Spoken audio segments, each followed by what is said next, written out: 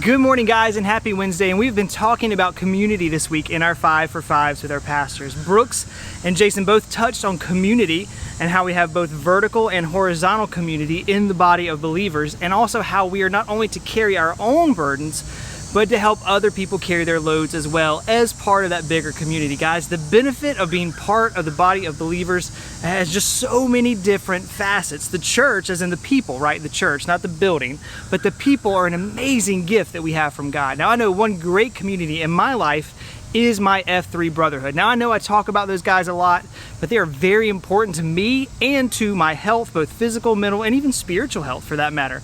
I'm gonna let you guys in on another one of our traditions today. One of the things that every single F3 area of operation, or AO, has is a flag. Now, this isn't just any flag, right? It's actually a shovel flag. I don't know if you can see, it's attached to a shovel. The very first F3 workout needed a way to mark where the guys were to meet up, so they duct taped an American flag to a shovel and stuck it in the ground. And every AO since then has followed that same tradition with their very own shovel flag. And when you have multiple AOs working out together, you're gonna have a bunch of different shovel flags stuck in the ground, and it looks amazing, guys. The shovel flag isn't the property of one person. It's actually owned and carried by the men of that AO as a whole. Whoever's leading the next workout is responsible for the flag. They'll keep up with it until they lead or cue the next workout, and then they'll pass it on to the person that's going to lead the next one and the next one and the next one. That's kind of how it works. And one reason we do that was for the accountability. Now, if you have the shovel flag in your truck and you know that 18 or so guys are going to be waiting out there in the dark for you to plant that shovel flag in the ground and mark the beginning of your workout. So we went even so far as to kind of make a mini shovel flag for us to take on mission trips with us, and we took it with our student trip this past summer in New Orleans. And because of the shovel flag and the F3 patches that we were wearing, we ran into another F3 guy from Cherokee County who saw those things and asked to join in our workout. That's just another great example of the kind of community that we find in F3. Well, Eric, what does all that have to do with me, right? I'm not an F3 guy. My clock doesn't even have 5 o'clock on it that early.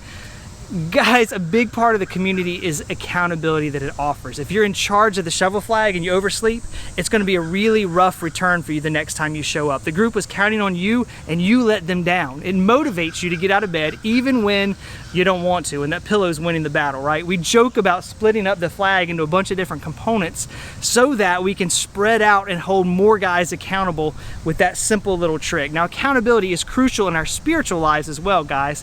That's what all this is about today. In the closing of his first letter to the Thessalonian church, Paul says this: "Therefore, encourage one another, build one another up, just as you are doing." And then, just a few sentences later, we read this part.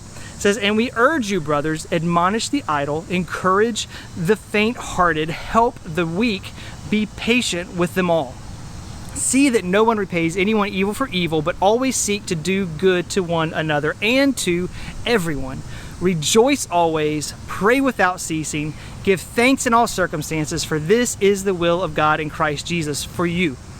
Right? Paul recognized the community in this young church and how helpful and how beneficial it was and how it was building up the body of believers. And he clarified the behaviors that went into accountability and then challenged the believers to keep those attributes as part of their community. Guys, we have the exact same call today. So encourage each other to be busy with kingdom work. Lift up those who are struggling. Have patience, which is tough, with everyone. Rejoice, pray, give thanks, and thrive in the community of the church. Guys, have a great rest of your week living in community, and know that we'll see you all real soon.